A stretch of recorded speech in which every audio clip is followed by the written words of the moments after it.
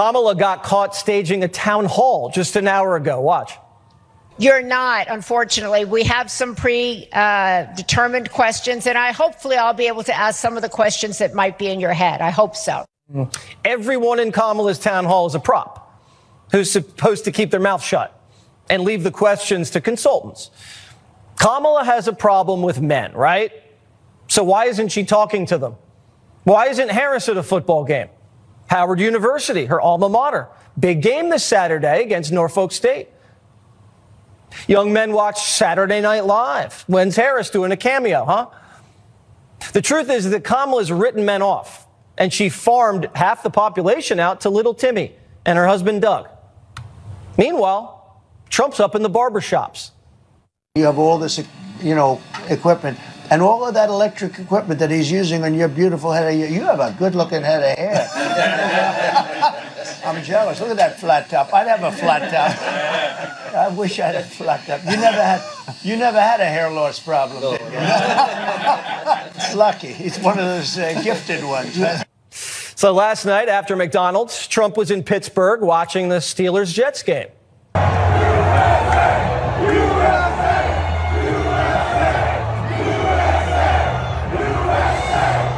November 3rd, Lions-Packers, games in Green Bay.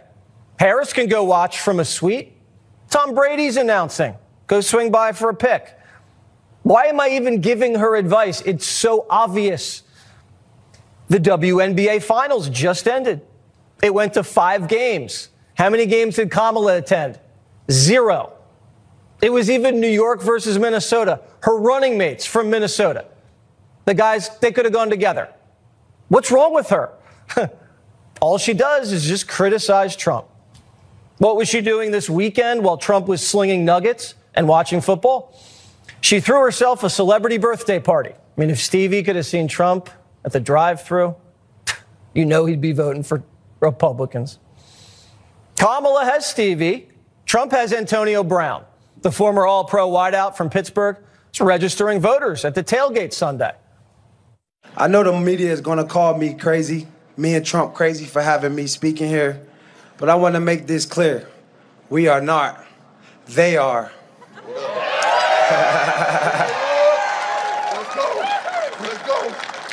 Kamala Harris and Tim Walz, do you really know they want to put tampons in the boys' bathroom? Is that crazy?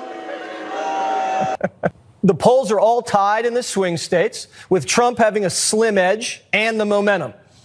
CNN says Harris is stalled. I think there are a lot of folks, such as myself, who think that Donald Trump's unpopularity is baked in. But here's the deal. If you believe that Donald Trump has somehow become less popular over time, let me change your mind about that. In fact, he is more popular at this point in the campaign than he was at this point in the 2020 campaign or the 2016 campaign. Kamala's campaign's nitpicking Donald about hairnets, his playlist, and Arnold Palmer jokes. Calling Trump unfit and exhausted at this point's weak sauce. After he's survived raids, arrests, and bullets, Harris is in the home stretch. She smacks of desperation. Dave Bossie says these are not the moves of a successful candidate with momentum in the last weeks of a campaign. These are the pathetic decisions of an army of Washington insiders wondering if they should have just stuck with President Biden after all. Kamala is now in the same place Hillary was. She's unrelatable and angry. She even sounds like Hillary. I am sick and tired of the negative, dark, divisive, dangerous vision and behavior of people who support Donald Trump. It is time for us to say no. We are not going backwards. We're going forward. I think Kamala's just jealous that Trump looked better in an apron. Who wore it better? The former NASCAR driver Danica Patrick joins me now. How you doing, Danica? I'm good. How are you, Jesse? Doing well. And I heard a rumor about you, and I'm not sure if it's true. And that rumor is that this is the first election that you're going to be voting in. Is that true? Yes, that's true. It's not something I'm proud of, I would say, but it is true. And to explain myself slightly, one of the rules I've had for myself in all of past elections, no matter what's happened, is I said, look, if I don't vote, it doesn't mean I don't have an opinion, but I'm not gonna tell anyone about it. I don't have a problem with anything. I can't complain about anything because I didn't do my part. And for so long, racing was all I did. It was my only focus. I didn't have time or energy to really understand politics even. I went from not watching the news for about the last 6 years to basically since the start of the year, that's all I watch. So you've been watching a lot of news. And why now are you so committed to voting now that you've been watching the news? Last December, I feel like probably your viewers are familiar with Charlie Kirk. He put on a really big event here in town in Phoenix called AmFest. Tucker spoke, Trump Jr. spoke, Vivek spoke. There was so many great speakers, and I posted some pictures afterwards. Of course, it was very red, white, and blue. Red is also my favorite color. And I basically just said, I love this country. AmFest, America Fest, I love this country. Seems like the place to be. And it just drew so much media attention as it's been so confusing to me how when you say MAGA, it's meant to be an insult. I am passionate because it feels like voting for Donald Trump is like the vote of reason. It's like the rational, reasonable choice. I feel like most of all, though, what this country could be if he gets into office with all of the amazing, brilliant people that are supporting him, I feel like it could not only make America great again, but make America greater than it's ever been. Well, he is promising to usher in a new golden age, and he was at the Golden Arches over the weekend serving fries to people doing the drive-thru. What about that struck you?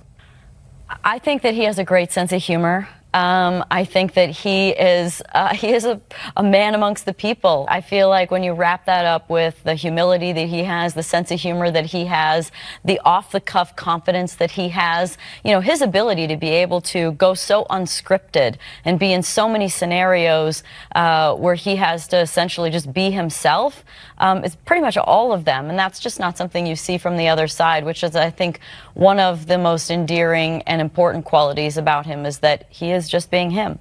You're a woman who broke into a man's sport and now men's and women's sports. It's all very confusing. Is that something that you see this election really causing a lot of problems with? It's completely wrong, obviously. And this is coming from someone who was a woman who was in basically a man's sport. You know, for a man is just different. Their hormones are different. Their body is different. There is a difference definitely between the way that men and women are voting. And, you know, I think maybe one of the reasons why women are having a harder time with the vote is just his personality. I mean, that's the most common answer you hear from people is I just can't vote for him. And I don't think that's a good enough reason. You don't have to go to dinner with him. You just have to like the country that you live in. Well, you're right. You don't have to vote for Donald Trump to take you out to dinner. But if he did take you out to dinner, Danica, he'd take you to McDonald's. You know, I'm very passionate about the Maha movement, and I would say that is the... I was thinking it'd be great if there was like a T-shirt collection to all of his iconic photos that he has created over the last year or so. And I was thinking that on the front it should maybe say like Maha Cheat Day, and then on the back it's a picture of him handing you your French fries as you pull away. Make America healthy again. Have the small fry. Danica Patrick, great to see you. Thank you so much for joining Jesse Watters Primetime. Tell your dad I said hello. Jesse. If you enjoy this content, please consider subscribing to my channel to stay up to date with future videos. Thank you for watching.